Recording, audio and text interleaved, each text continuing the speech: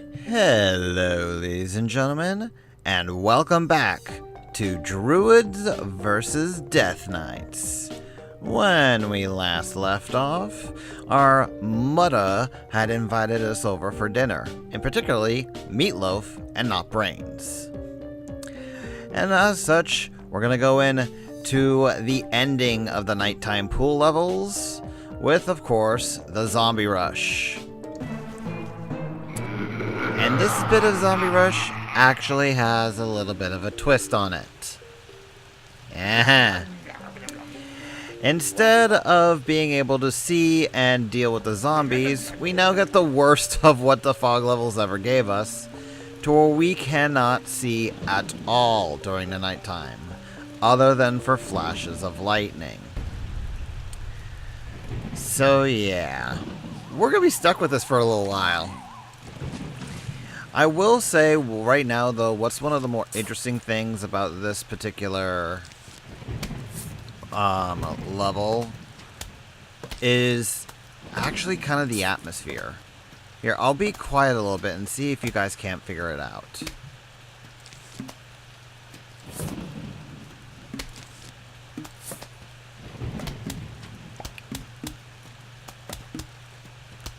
Did you guys notice it yet? There's no music.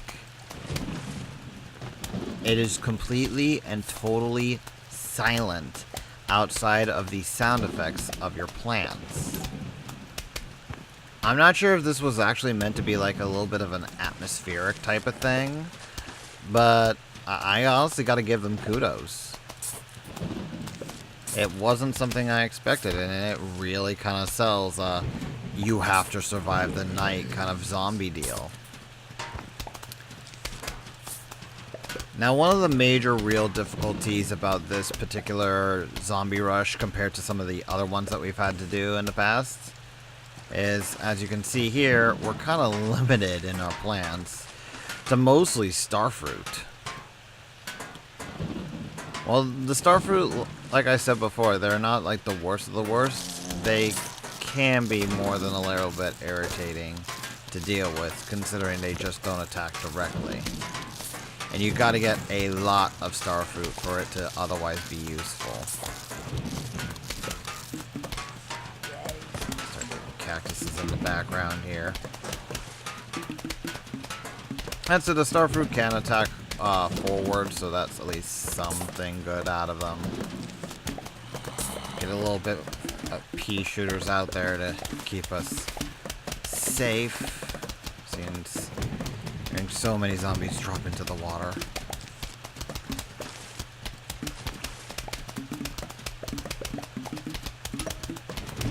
At least you get to still see the money when it drops, so that's useful. Also, for those of you who are wondering why my money counter down here is different from what it may have been the last time, well, let me put it this way. Last time I tried to actually record this particular episode, I ended up screwing up by virtue of me trying to record and hitting the record button at the incorrect time. This was mostly because I was actually being interrupted at the time. While normally this wouldn't actually do any damage to the Let's Play proper, let me put it this way. It ended up for me hitting the record button when I thought I wasn't recording, and hitting it again to start it back up, which in basically retrospect turned it off. This means I went and finished an entire episode of this series and didn't record it whatsoever. Now, you would think, oh, there's not that big of an issue. You could just go and reset the level and play over again, right? Not really.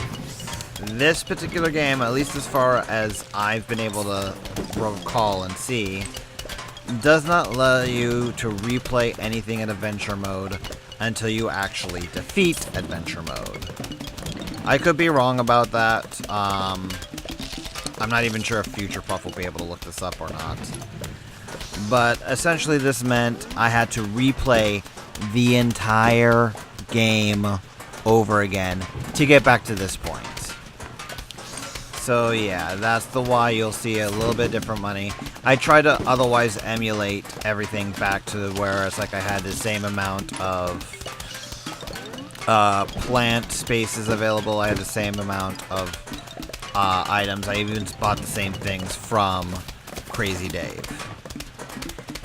As far as I know, everything should be covered. I would also like to make mention of something that I actually did not know about. I wish I could show it, but the game will not actually give me the correct plants here, so I can't do it. But from what I've been informed of, the digger zombies that we've actually seen little clips and pieces of here, they actually have another weakness. The digger zombies will actually get blown up by the potato mines. So if you find the digger zombies, you know, really, really strong, and you don't exactly want to go and spend, you know, the sun to get like the magnet shrooms or any of the other plants in a game that can counter them, just go and get the potato mines and then you'll be good to go. But this should be finishing up pretty soon here. I wish we could see a little bit more of it, but there we go. And now we get the Cabbage-pult. And a new twist here. Because we are now done with the nighttime stages. Where left is there for us to go? Well, only one place left, really. The roof. Yep. But there's also one little catch here on the roof. You see, we have a sloping roof. And because of that, we actually need the cabbage. Oh dear, and we also have a new zombie. We'll get to him in just a second.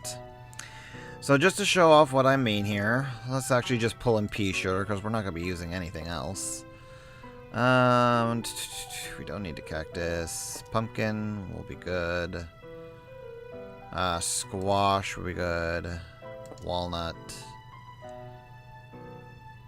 Oh, crap. Let's just, for shits and giggles, get Chomper and... Actually, let's grab Tortured, because I forget if the Cabbage-pult actually interacts with Tortured. I don't think so. That, and we're kind of limited on plants we have available to us right now. So, yeah. The whole thing about us being here at an angle is that, well, plants only shoot directly. As such, well, most plants only shoot directly, in particular the pea shooter. So, by only having a way to shoot forward, well, we can't exactly go and, you know, hit anything if the sloping roof actually blocks our shots. And if you don't believe me, well, a little bit more sun and I'll prove it to you. As you see, the sloping roof kind of stops us right there. Now, if you really want to, you can actually still use the pea shooters. You just have to place them at the very end. I think you might be able to get away with the second line here, but for the most part, it's better just to go and prepare you. But that's why you want to use the Cabbage-pult. The Cabbage-pult's main thing is that, well, you can actually go and shoot directly at an angle. I believe otherwise the Cabbage-pult is pretty much just a regular pea shooter in terms of damage and what it can do. Brains. But you also might notice there's something else a bit different here, other than the fact that we're back to 5 lanes from the 6 that we've had. Also, I just realized I am being stupid and only put so many plants here. But that is the fact that we have these little pots here. As it kind of makes sense, we don't exactly have any... We don't exactly have, so to speak, you know, ground up here for us to actually put any plants in normally. So we actually have to use these planter pots to go and put our, you know, plants in. Otherwise, we're kind of going to be in trouble. We'll actually talk about them more a little bit. Oh dear. And that's one of the other issues. That, my friends, is a bungee zombie. Bungee zombies are annoying for, well, one reason and one reason only. They will come down from the sky and will go and try to take whatever plant you have in that area. Unfortunately, we have no ways of fighting those guys just yet. You always know where they're going to come and what they're going to grab by them putting down a little target first. Let's actually go ahead and put you here.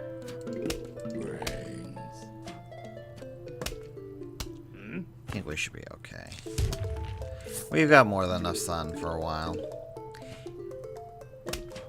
Now, just to show the fact that pea shooters still can be useful, just gotta remember where to place them.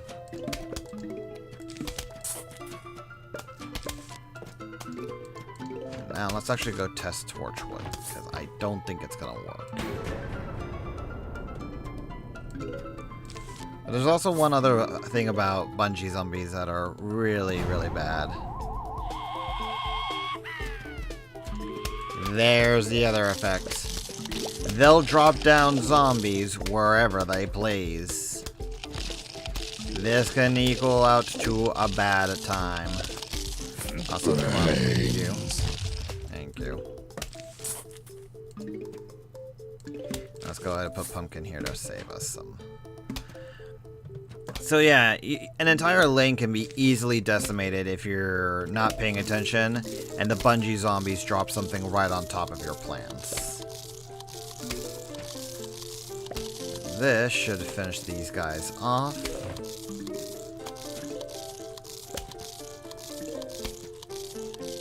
There we go. And we now have potter plants of our very own to use. They are pretty much the major gimmick here. Oh, and Crazy Dave's got some new items for us. Aha! There we go. You might have noticed this in the previous stage. We didn't have any line of defense for us. We didn't have any of the pool cleaners because those are for pools only. We didn't have any of the lawnmowers because, well, what grasses are you going to find on the roof? So instead, we have to buy the roof cleaners, which, considering the showing I've made in the last couple of episodes, I'm going to make sure I have this so we don't end up without brains. This also means that we're further away from getting any of the other big plants or the 9-slot plant seed thing here. But as I said, there's an easier way to earn money. But also, you may have noticed, we now have page 1 of 2. We can actually go and see what more plants he has for sale. In particular, we now have the Spike Rock plant. The Spike Rock plants are essentially double what the Spike Weed plants are. And as we've seen with some of the other plants, you plant them on top of Spike Weeds. Not only are Spike Weed rocks do a little bit more damage, you know, they'll actually hurt things that step on them versus just annoy them, but they can actually survive multiple things driving on top of them and popping their wheels. It can be very, very useful. Now, the one plant that I actually also love the most, because it makes things a little bit easier for you in the game, are the upgraded magnet shrooms, the golden magnets. This is probably the most kind of, I want to say, generic plant there is, because all of this really does, it doesn't help you in any way, shape, or form to actually fight the zombies. It just makes things to where you're not having to click as much. You plant this, all the money and valuables that you'll see drop from the enemy will be collected by this shroom. Considering the fact that we're now back in daytime, we're not going to get this just yet because, well, mushrooms sleep at night, and the magnet shroom is a mushroom, so we're kind of without it for now. Oh, and then we have the return of some of our more annoying zombies here. Now, unfortunately, with all that said, we're going to have to use the flower pots. And you'll see why in just a moment. Let's get the Cabbage-pult. Torchwood showed that it was no use to us, so let's go ahead and get Tall Nut. What else to use at this point? Pumpkins. If we can spare some of the sun, let's get Twin Sunflower, Squash, and Jalapeno. So, especially in these earlier stages, we're really going to be abusing some of the more insta-kill plants in the game. Simply because, you know, otherwise we can just get swarmed so easily. This also allows us to talk about the flower pot. The flower pot is just a pot. As you see here, it pretty much acts like a plant. It's essentially the lily pad, but for the roof. Unlike the lily pad, where it was only really used for water, well, here it's used for everything. We can extend our pots actually all the way up to the very end here, so we still have the exact same room we had when we were back in the other levels. And this is actually where you can actually really use your pea shooters and whatnot. If you really want to stick with your pea shooters, especially the, you know, 3-peaters and stuff like that, having your flower pots up here is where you're going to get the most use out of them. Me, I tend to generally ignore the pea shooters once we get to this stage of the game. If only because, well, the catapults work just as well.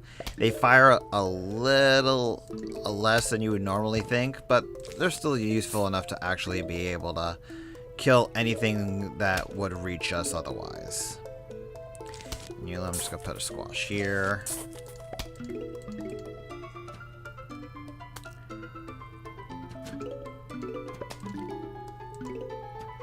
Alrighty then. I think we're actually getting to the point where we're pretty set.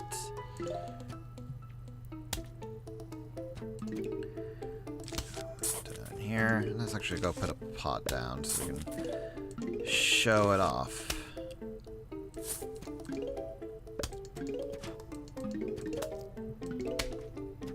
Oh dear.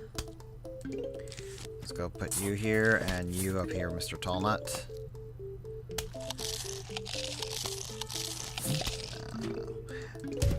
Damn, I didn't think that would happen. Now, probably one of the more irritating, or not, excuse me, not irritating, one of the more powerful things to do in this game that I think is kind of truly evil for a player to do to the zombies is, oh no. Hang on. I'm not gonna get it in time, so let's go and jalapeno here. Well, I'll show it off in just a sec. This. Yeah. You can put a tanky plant like the walnut and the tall nut, and then surround it by the protection pumpkin. It can make for a very, very powerful pair of plants.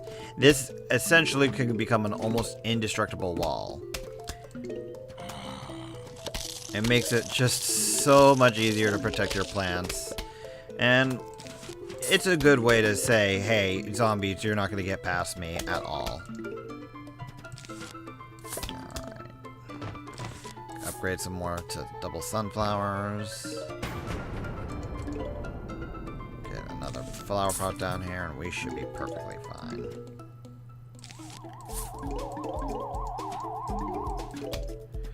Oh, shoot, that's something I forgot to do. Since I essentially had to make a brand new quote-unquote account, because that's how this game works here. It's every single file essentially is considered an account unto itself. The only difference is any Steam achievements, if you have the Steam version, will stay the same no matter what you do.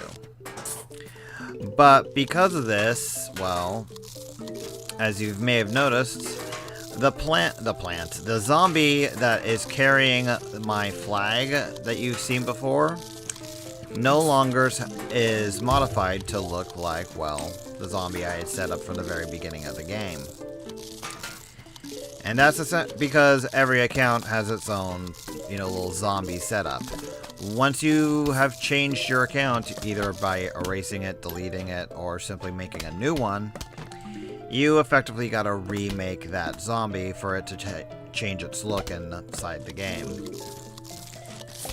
Let's go up here. I think we're just about done. I probably could have put more cabbages up here, but I'd rather protect my guys with the tall nuts. Especially since I know this guy's gonna get through otherwise. We will get something actually better than the Cabbage-pult in a little bit. Actually, I think that might be our next plant. Let's put another tall nut here. Surround it with a pumpkin.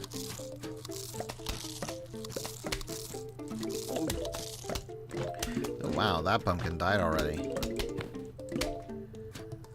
Alrighty then. Fire away, my pretties. Show them the power of leafy greens. There's another tall nut there. Now there's actually one particular effect that we can unlock for the pumpkins and the nuts that I could have sworn you unlocked a lot earlier than we seemingly are able to.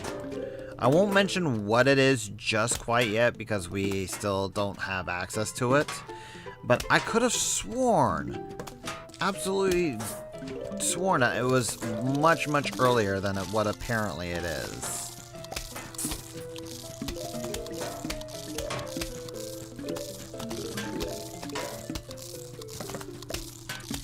I also cannot wait for another particular plant, so we actually have the ability to get rid of these dang bucket heads.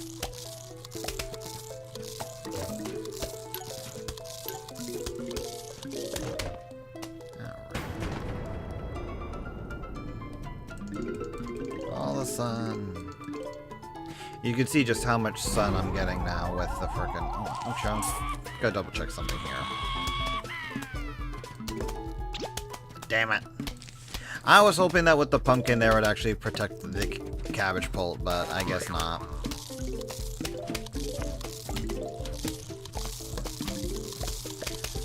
Oh well. We should just be about done.